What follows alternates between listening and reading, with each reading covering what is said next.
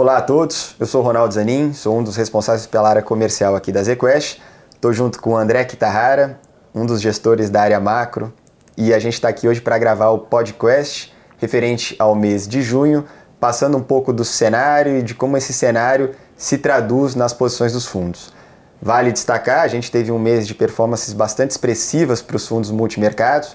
Por exemplo, o ZQuest Multimax fechou o mês com uma performance de 1,90 e conseguiu terminar o semestre com uma performance bastante expressiva também, com mais de 14% de alta nesse período.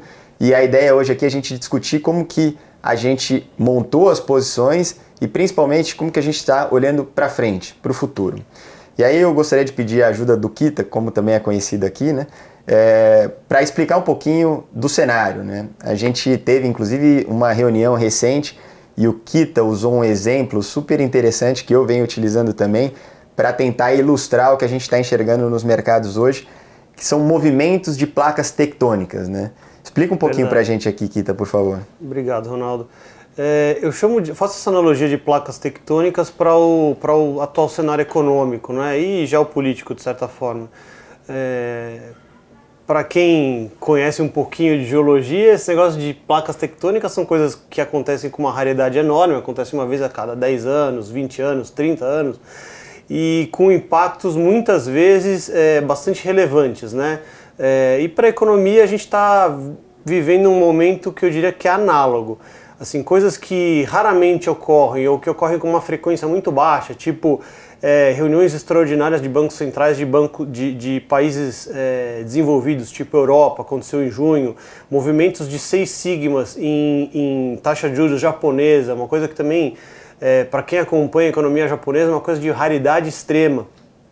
Banco Central americano mudando seu call de juros na sexta-feira antes da reunião de política monetária. Então são eventos de extrema raridade e que podem ter efeitos bastante importantes não só em regime de volatilidade como direção de mercados. Então acho que o mês de junho aí foi um mês cheio desses eventos e a gente acabou se adaptando. A gestão é uma gestão muito dinâmica dos fundos, a gente se adaptou bastante e fomos muito felizes aí não só em gerar alfa no mês de junho, mas como preservar capital também ex-post olhando o mês fechado.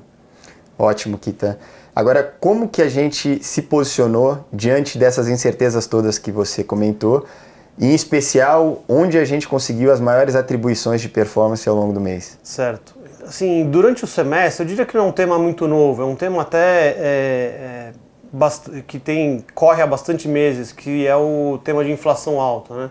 A gente vinha surfou o semestre inteiro esse tema de alta inflação nos países desenvolvidos, principalmente via posições tomadas em taxa de juros, né, apostando que as taxas de juros desses países desenvolvidos subiriam. Então, se você pegar a primeira quinzena do mês de junho, esse trade foi super feliz. Taxas de juros na zona do euro, nos Estados Unidos e até o Japão foram 15 dias de altas e quase que ininterruptas aí de taxa de juros nesses países, tá?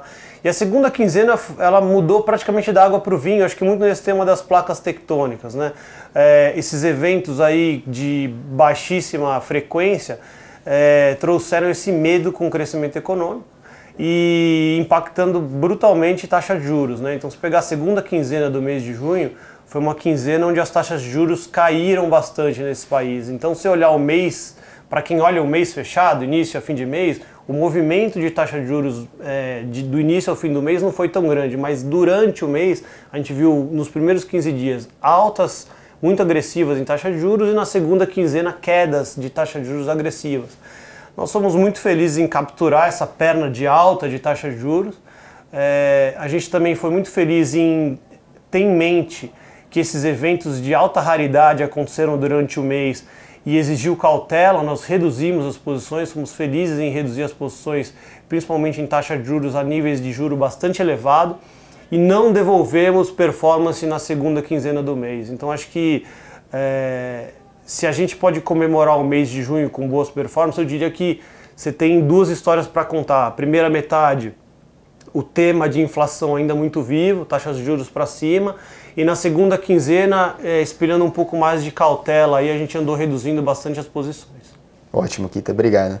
Um outro tema que foi super importante para a gente durante o semestre, em especial também durante o mês de junho, foi o tema de China. E eu acho que a China está um pouco na contramão do ciclo global, não é isso, Kita?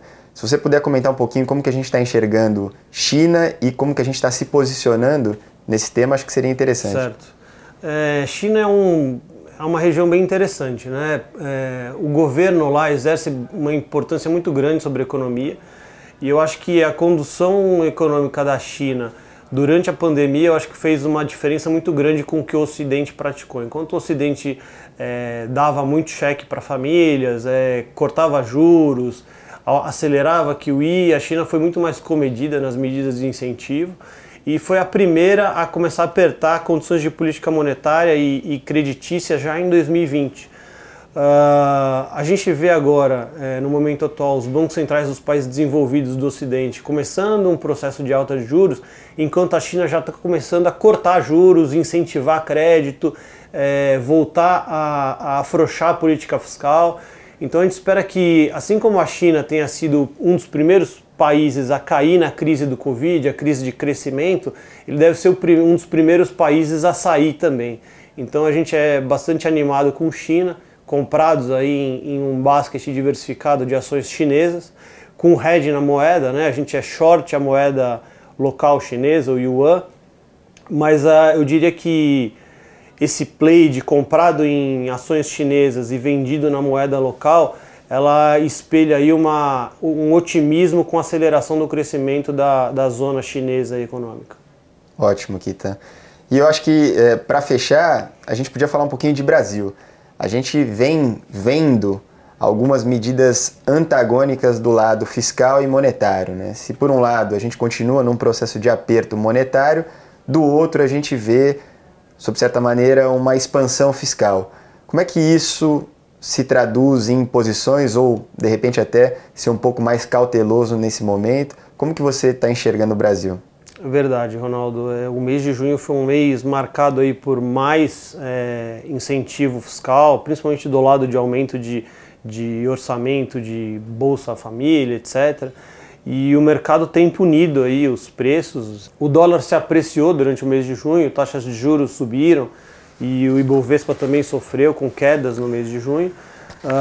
Olhando adiante, eu acho que segue um ambiente de baixa visibilidade, dada a eleição e a incerteza de condução fiscal para o ano de 2023.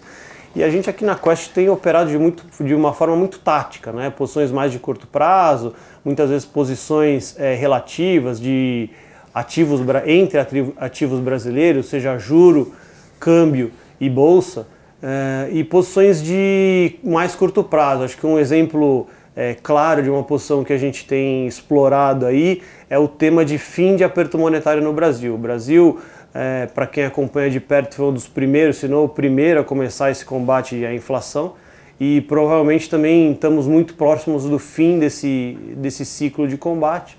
Acreditamos aí que o Banco Central deva puxar mais uma ou duas vezes o juro e terminar o trabalho de combate à inflação. Suposto, a gente tem essas posições mais curtas em taxa de juros que se beneficiam de uma interrupção do processo de alta mais cedo do que esperado. Ótimo, Kita.